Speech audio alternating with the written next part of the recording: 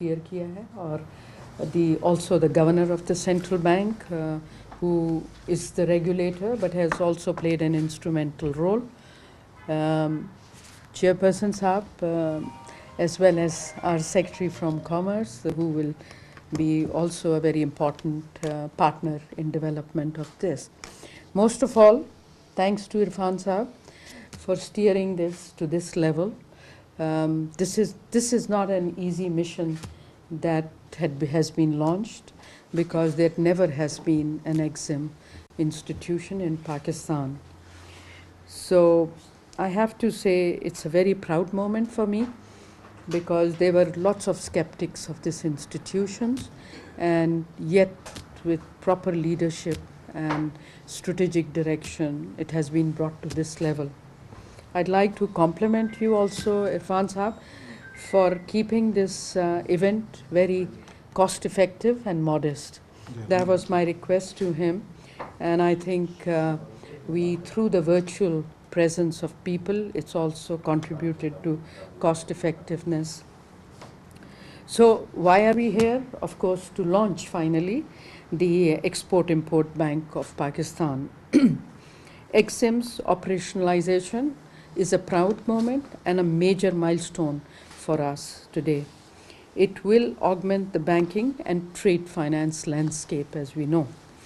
As it grows and matures, it will shape Pakistan's trade finance, as I see.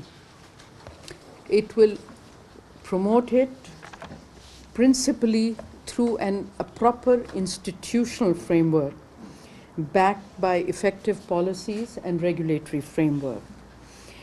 It will, of course, need to be accompanied by streamlining export policy frameworks further, because together both will be able to contribute to balance of payments sustainability that in the past has been hurt by low levels of export earnings.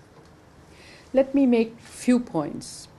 First, EXIM, if effectively managed, along with right policy and regulatory framework, has the potential, one, to enhance Pakistani exporters' competitiveness in international markets by offering lending, credit insurance, and guarantee services. Two, create a level playing field for Pakistan's exports vis-a-vis competitors who already rely on their national ECAs or EXIMs. It would facilitate access to wider global markets, enabling our exporters to diversify their product portfolios and explore new avenues. It will bring export insurance products for the first time into Pakistan. EXIM would protect exporters against risk of credit default of their foreign receivables. Bonding products will enable the service industry to bid for projects internationally, such as those related to even building of roads and bridges, and for IT projects internationally. As it grows and has more partnership, it will leverage more export. Let me make a second major point.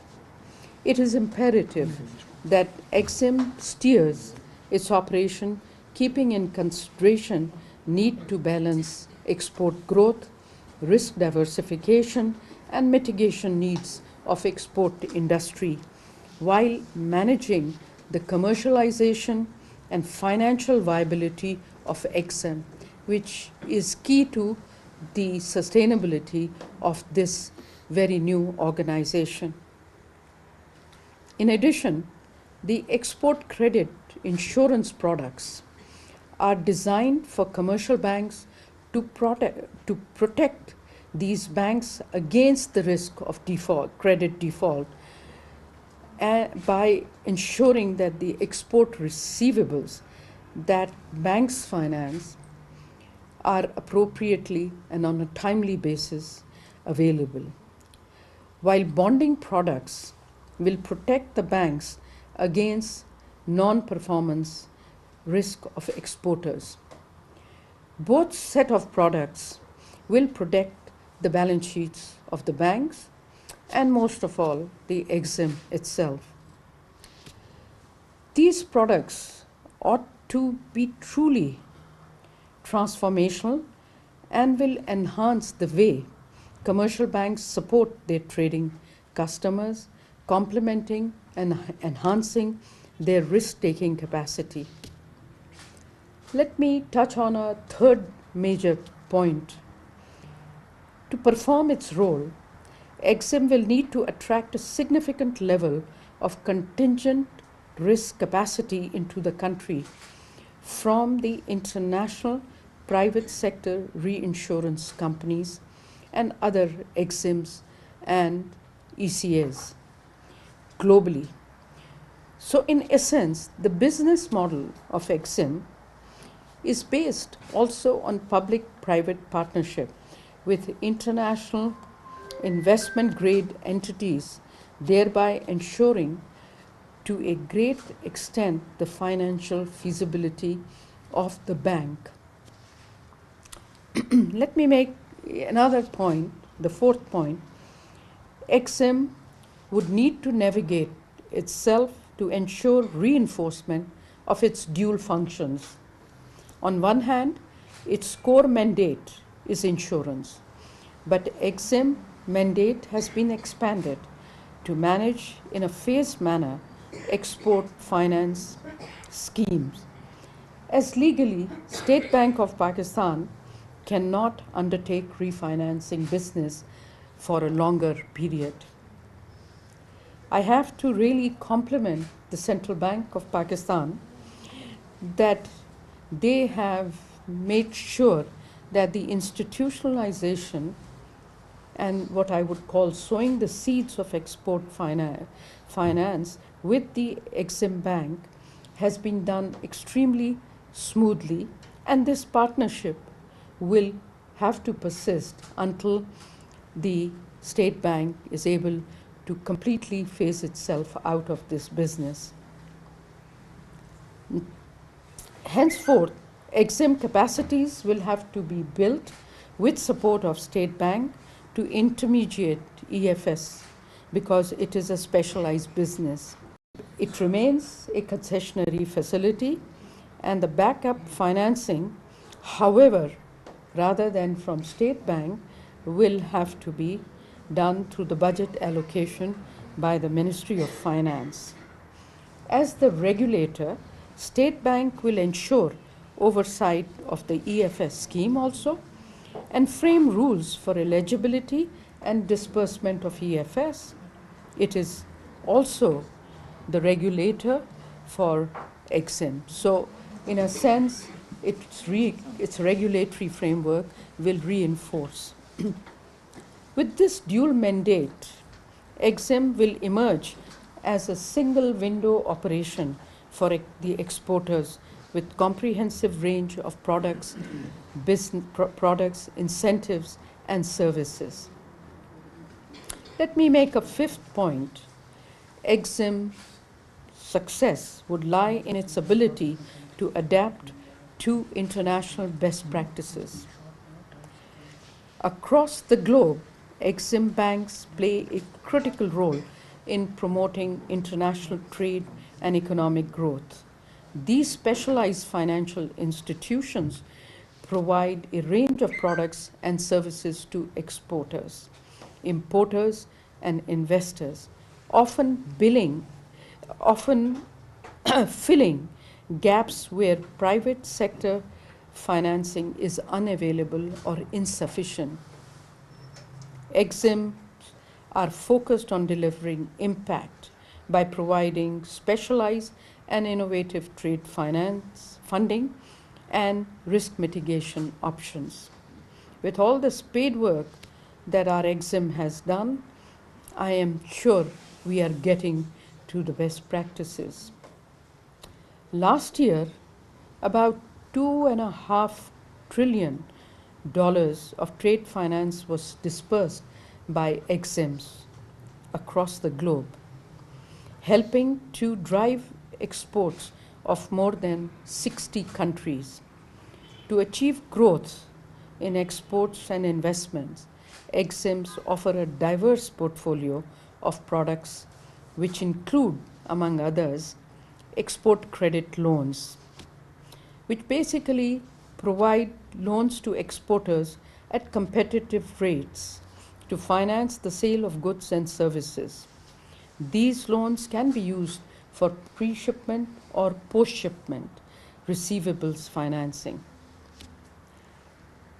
EXIM can offer also buyers credit loans, extending loans directly to foreign buyers to facilitate the purchase of goods and services from exporters' countries.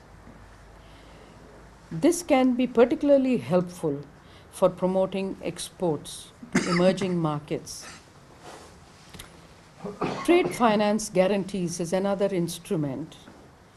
Issuing these to commercial banks to encourage them to provide financing for trade transactions, this can significantly increase the availability of trade finance, especially for SMEs.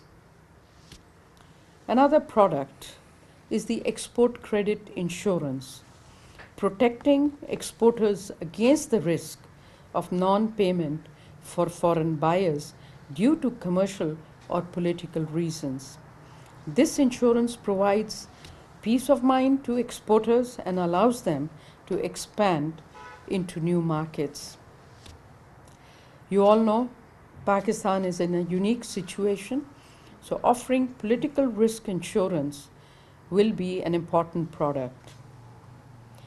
Of course, offering insurance against issues arising from political events can be a wide range of events. But let's focus on two for now: expropriation or currency inconvertibility. This can be crucial for attracting foreign investment into riskier markets such as ours.